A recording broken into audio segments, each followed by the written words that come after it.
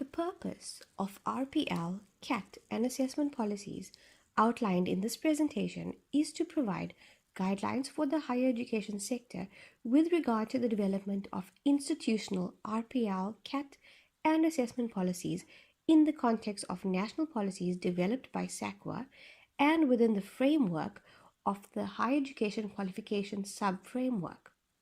To highlight and summarize the importance of these policies, one might ask, why RPL? RPL provides opportunities for personal development, workplace, and/or career progression. Alternatively, RPL may be used to grant access to a qualification program or advanced standing and exemption from modules or courses constitutive of a particular qualification. In higher education, exemption from modules or courses does not translate to credits being awarded for those modules or courses. No credits should therefore be awarded for the modules or courses that a student is exempted from doing on the basis of RPL. Full qualifications on the Higher Education Qualification Sub-Framework cannot be awarded solely on the basis of RPL. Similarly, exemption based on RPL should be limited to not more than 50% of the modules or courses of that qualification program in question. This means that no student should be exempted from more than 50% of the modules or courses required for any particular higher education qualification, and not more than 10% of the cohort of students in higher education program should be admitted through the RPL.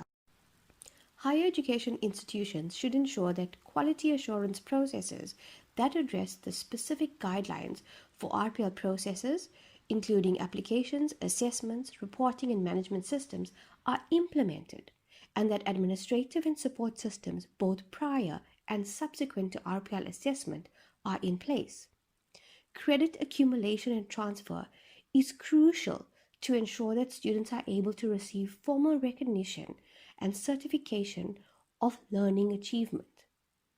It allows for articulation across the sub-frameworks of the NQF in order to facilitate lifelong learning and to provide for the mobility of students and enhance their chances of successfully completing their qualifications.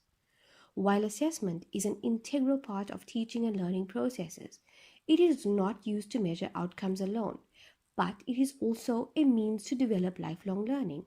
Assessment procedures and policies should be credible, transparent, reflect academic integrity, and promote equity and fairness to all students in order to foster equality and social justice.